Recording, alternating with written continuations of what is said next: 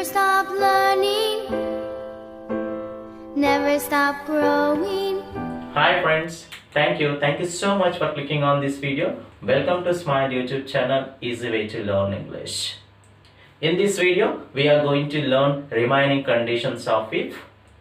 Already in the first part, we learned what is if condition, how many conditions are there. Introduction గురించి నేర్చుకున్నామండి.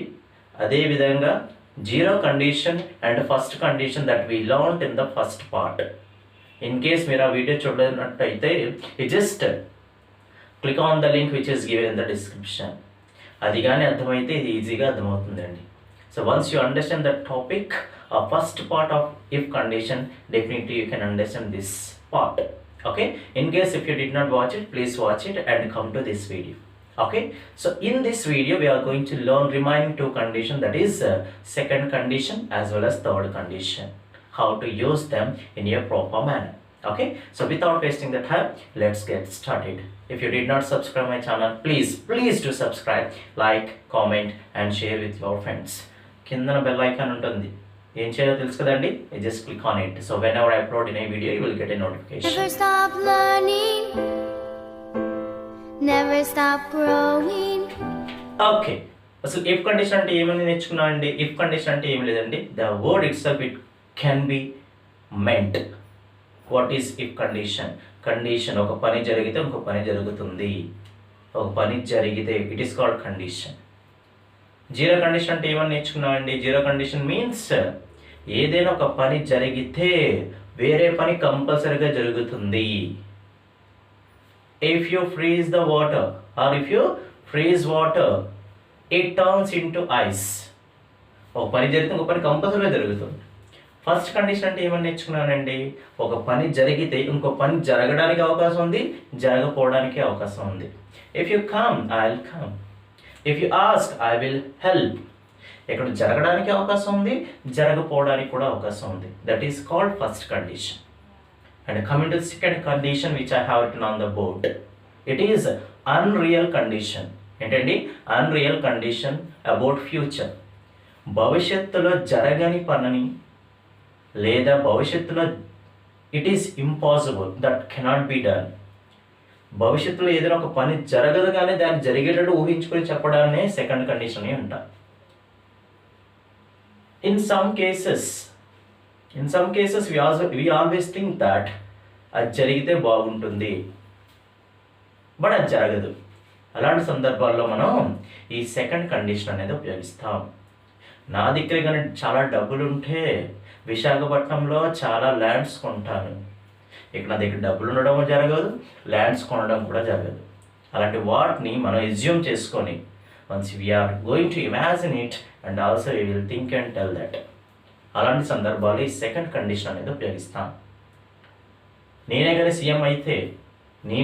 CM అయితే ఈ రాష్ట్రం మొత్తం కూడా ఫ్రీ ఎడ్యుకేషన్ ఇస్తాను.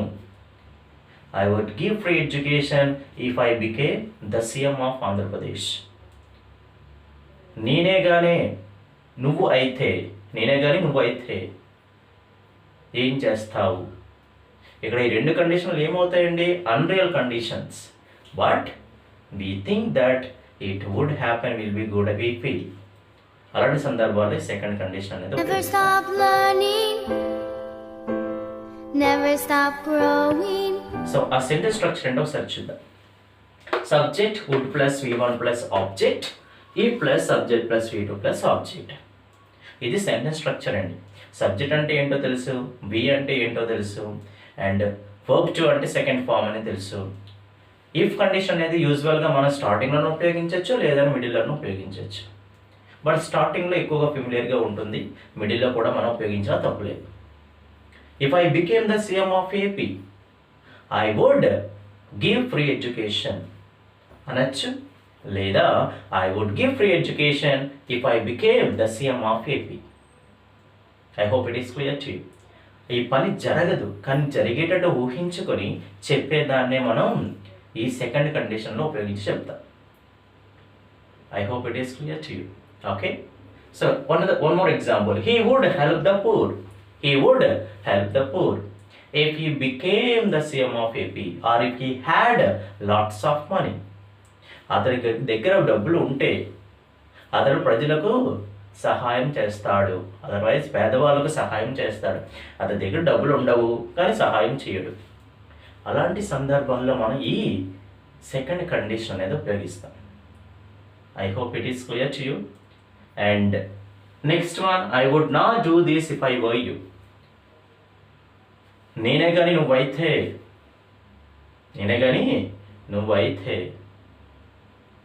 నేను ఆ పని చెయ్యను. ఇక్కడ చేంజ్ అవుతుందండి. నీ ప్లేస్లో నేనుంటే నేను ఈ విషయాన్ని వేరే విధంగా తెలుసుకునేవాడిని. If I were in the place of you, I would get to know about this matter in a different manner.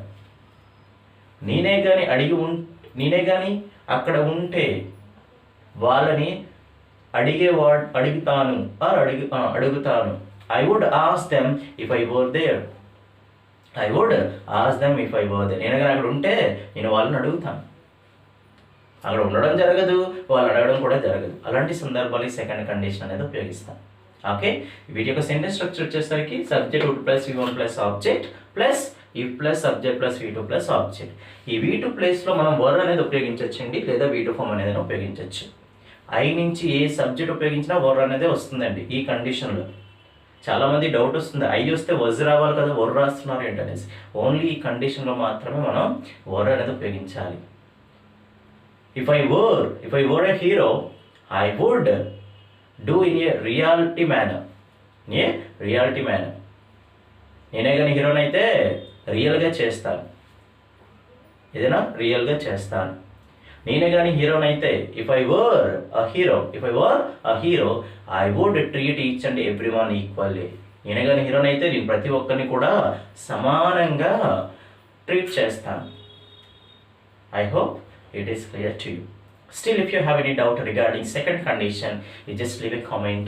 Definitely I'll clarify. Never stop learning, never stop growing. First condition which we have, that is unreal condition, but here we are talking about past.